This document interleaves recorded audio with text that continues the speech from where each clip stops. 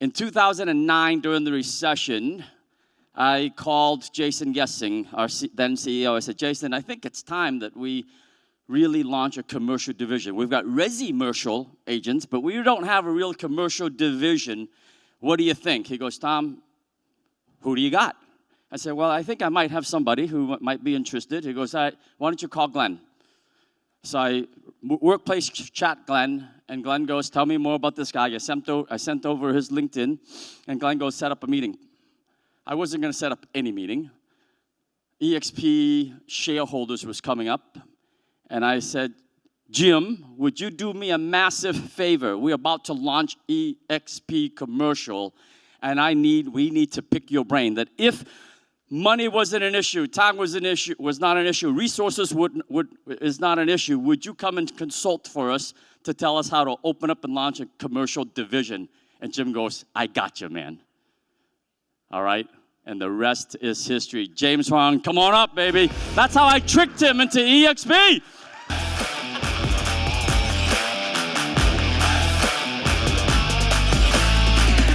Thank you, Tom. And, this is how it works, right? Let's get your opinion. Let's see how it works. And then you're like, okay, you want to add advice and help and things to your friends. So, of course, you want to help out, so you show up. And then I remember when he set up the meeting, we were meeting at the conference, and then he's like, don't screw it up, Jim. You're in front of everyone. And the minute I came out, he was right at the door. I think he had a glass or something listening and hearing what was going on, but, sweating beads of water from his head. But I said, Tom, I think I got you. It's good. And nothing happened when Glenn and everyone else showed up. But I'll just say this to everyone here right now. Welcome to commercial real estate. And why I say this to everyone is this. With all the changes that is going on with NAR and everything, this is commercial real estate. We never had a centralized MLS. We never had a way that we could look at a list to find opportunities or compensation.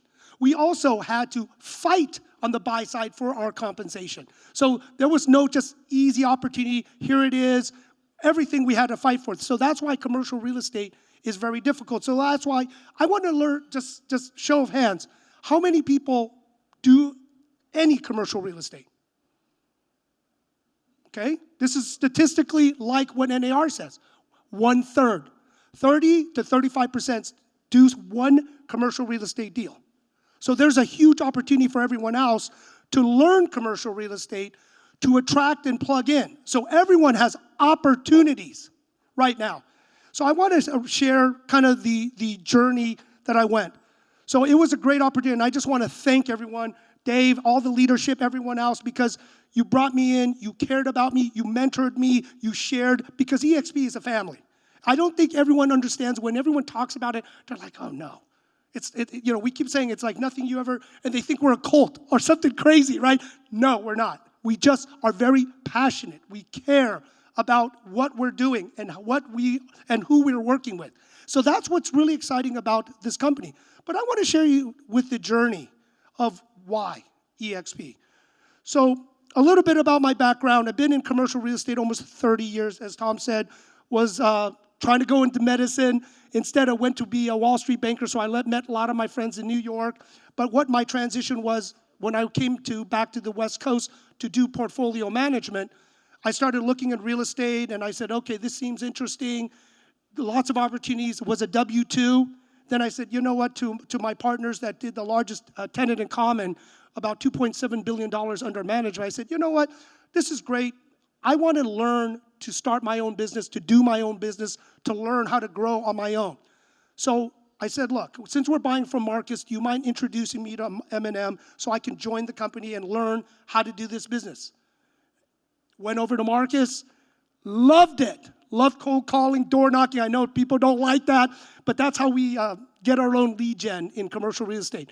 We just pound the phones. We make contact. We always say in commercial real estate, it's a contact sport. Make more contacts, more things happen. So we just keep making more contacts. So I went over there, learned it, and I said I loved it, but one thing about it with everyone here, when you're just representing your clients without conflict of interest and giving up fiduciary, you find opportunities to buy buildings.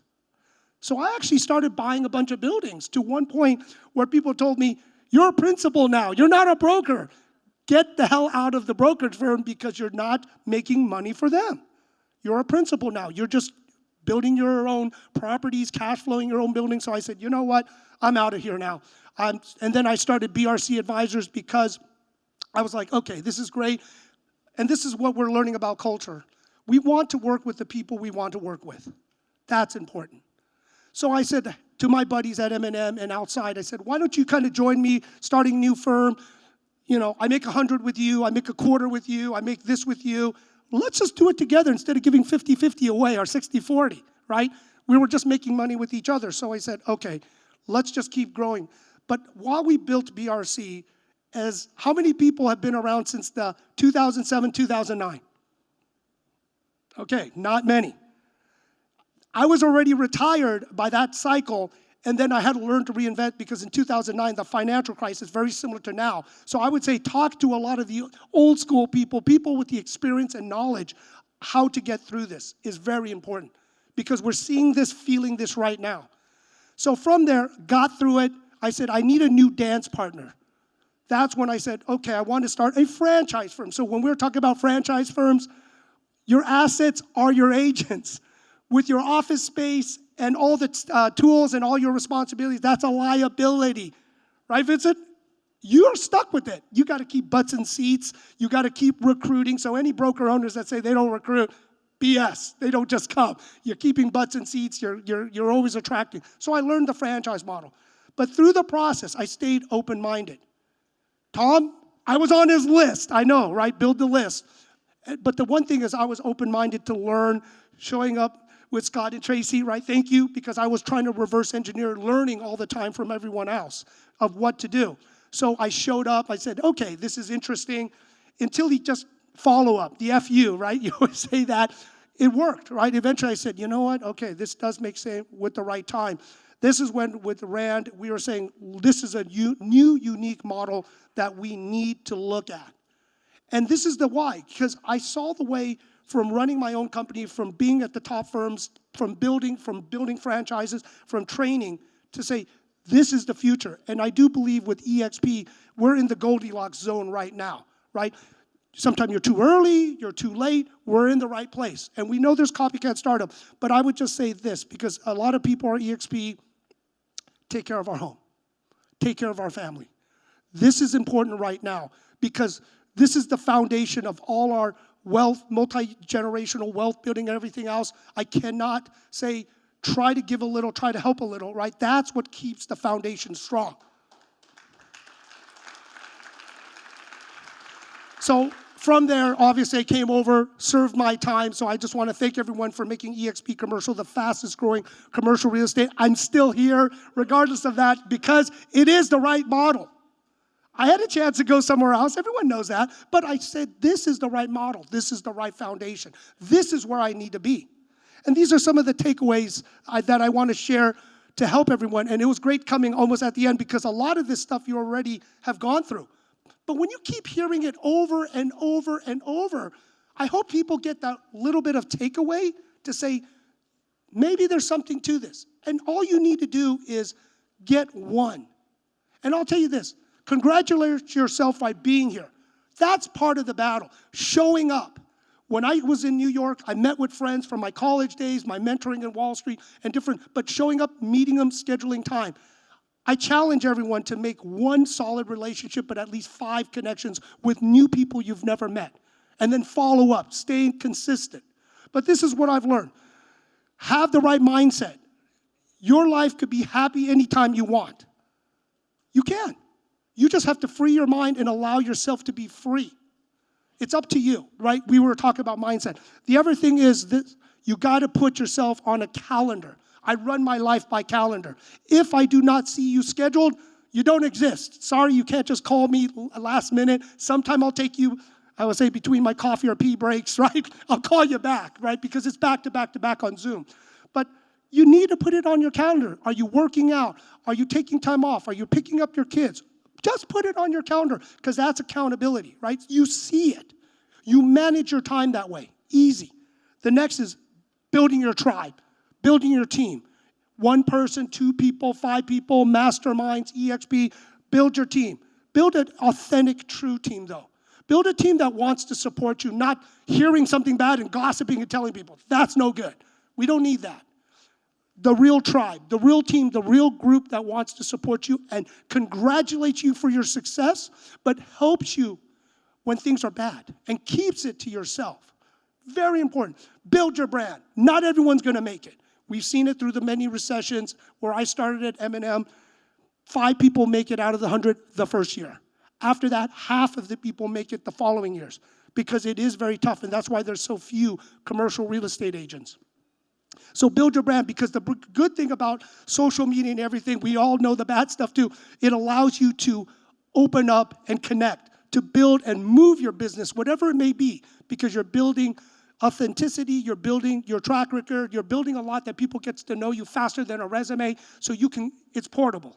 Build that. Be consistent, learn AI, learn education, technology. It is important and paramount. Don't be left behind because you don't want to be learning something new. Be a constant student. Put yourself out there all the time. And I would just say, keep connecting every day. Like I said, it is important. And the best thing, have fun. Enjoy life. Look at this. Yeah, smile. Enjoy, because that makes you feel better. And this is the thing. Network, network, network. I built my business and company after I did my credibility doing deals, but networking, connecting, follow-up, social media makes it so easy now to stay in touch, and then you just schedule meetings. But this is why commercial. You can learn all these different things in commercial real estate. There's a lot of things, because it's not linear like residential. There's few things. We always say commercial starts with the land, and you could go to many directions. Learning commercial, training, capital markets, finance, property tax reassessment. There's workout groups right now if you have clients. There's auction platforms. I mean, there's global commercial. I mean, with Megan, I know I was catching up with her on this. But I'll tell you the biggest tsunami that's coming. Has everyone heard the silver tsunami? Silver tsunami. With all of the boomers getting old, whether they want to sell their house or not. But you know what they don't want to do? That too, but running a business. How many of you know people that have run a business, owns a business, their kids, their grandkids do not want the business? That is the silver tsunami. And I'll say most firms, they do transaction, they do residential, they do commercial, they don't do business brokerage. So I want to bring up Earl Kemper. Earl, come up here. And this is proximity to power. If you show up, there's an opportunity to share. But in eXp commercial, business brokerage, you can only do it here. So there, you know what, Earl, share the opportunities and please connect with me. I'll give you the rest of the deck. But thank you, Earl, for being here. Thank you, appreciate it. So my name is Earl Kemper. I want to share with you something that will kind of set the stage for what I'm going to share after. And I've got just a few moments, but I got to hit on this. So my highest priorities in my life are God. And God's about, for me, gratitude, belief, faith, optimism, and perseverance. My second priority is family. I have a beautiful wife of 46 years. I have 4 children, 17 grandchildren, 3 great-grandchildren, and 1 on the way in December. I believe the third priority is relationships and giving them every opportunity to reach their potential. And my last priority I focus on is business. You got that? So when I start down that path, I'll reverse it for a minute, and I'll talk about business and then on the way up.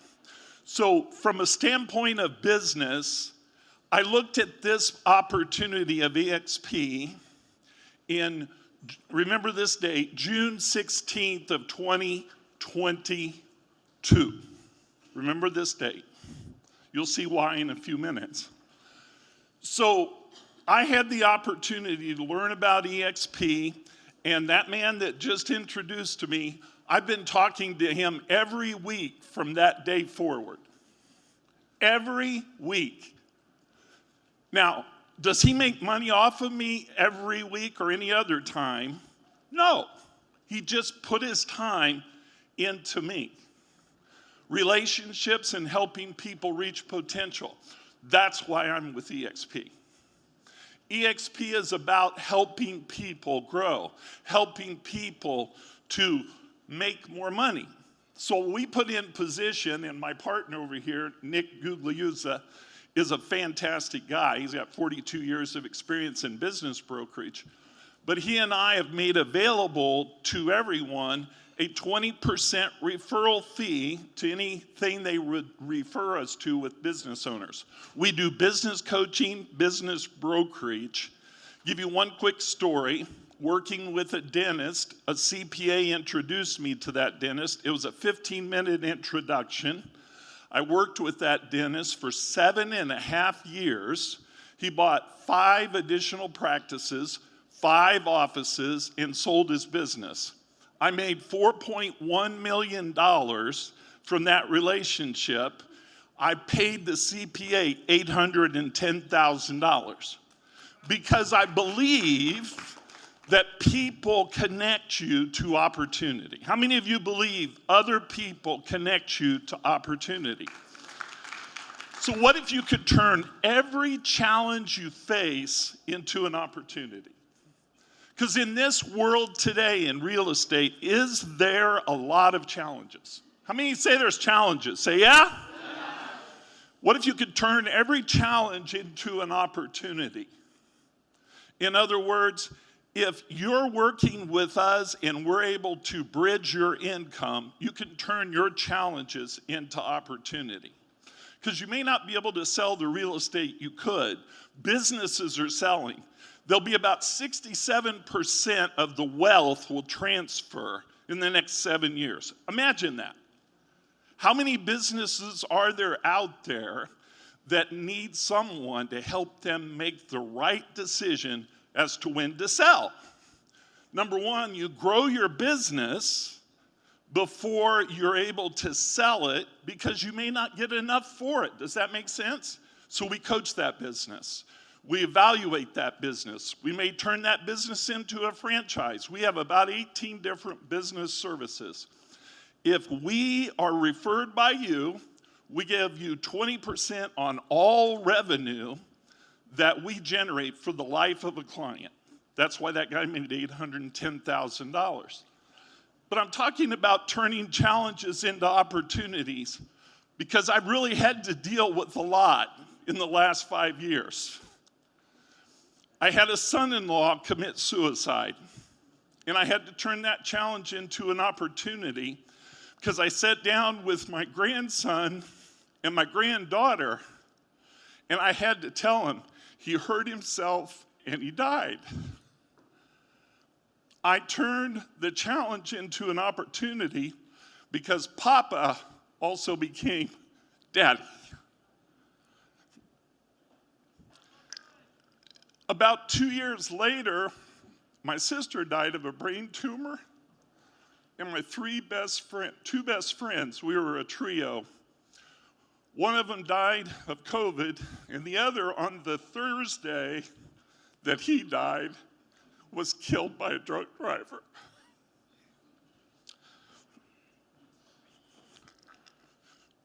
Now, I mentioned June 16th of 22.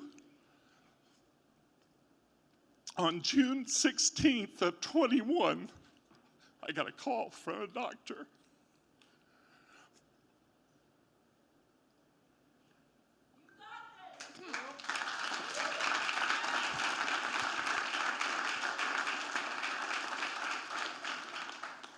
Your wife has leukemia.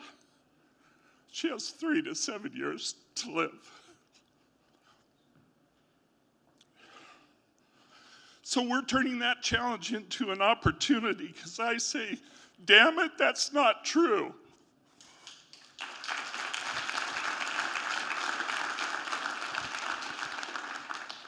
But we live every day knowing it could be our last. So that's the challenge you turn into an opportunity. Anytime something happens in your life, you might need to go to gratitude because gratitude will bring you belief. It'll bring you faith.